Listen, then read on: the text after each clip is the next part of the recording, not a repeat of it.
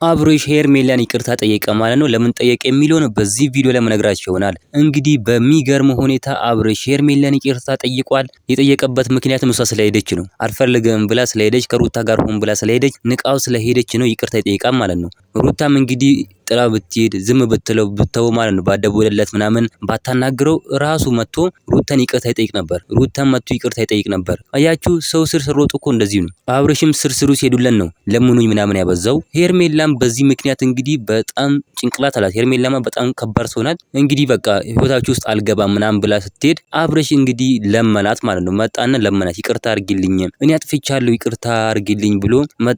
በሚገርም ሁኔታ እንግዲህ ሄርሜላን አንድ ሊታረቁ ነው ማለት ነው። በጣም ይገርማል። ስለዚህ ሩታ ምን ማድረግ አለባት? እኛ እንላለን ስርስሩ አለመሄድ፣ አብርሽ ስር አለመሄድ፣ ራሷን መጠበቅ አለባት። አብርሽ ስር አለመሄድ አለባት። የዛ ጊዜ አብርሽ ራሱ እንደተናቀ ሲገባው ወደ ሩታ ይመለሳል ማለት ነው። ወደ ሩታ መመለሱም አይቀርም። ሄርሜላም እንግዲህ ይሄንን ከባድ ጭንቅላቷን ይዛ ሄርሜላም እንግዲህ በሚገርም ሁኔታ አብርሽን ይቅርታ እንዲላት አድርጋለች። በጣም ይገርማል። አብርሽ በጣም ግን እያበዛው ይገኛል። ከሩታ ጋር ቢሆን ደስ ይለናል። ከሩታ ጋር ሆኖ ልጁ ልዑልን ቢያሳድግኛም በጣም ነው ደስ የሚለን። እናንተ ምን ትላላችሁ? ሀሳብ አስተያየታችሁን ኮሜንት ላይ ማስቀመጥ እንዳረሱ፣ ቪዲዮ ላይክ፣ ቻናሉ ሰብስክራይብ ማድረግ እንዳረሱ። በሌላ ቪዲዮ እስከምንገናኝ በያላችሁበት የዓለም ዳርቻ ሰላማችሁ ብዙ ይበልልኝ። ደህና ሁኑ።